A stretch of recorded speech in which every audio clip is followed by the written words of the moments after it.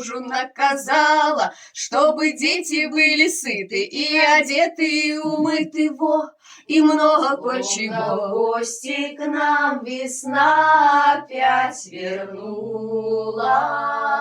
Теперь вы? Отчего так хорошо? От того, что я тебе улыбнулась. Улыбнулась. 60 лет прожили вместе с супругой. Вот что вы пожелаете молодым, чтобы 60 лет прожить вместе? Вот, с замечательной вашей супругой. Уважение друг друга. Любите друг друга. Не бойтесь уступить, если что-то не так. Есть лучше девушки весной.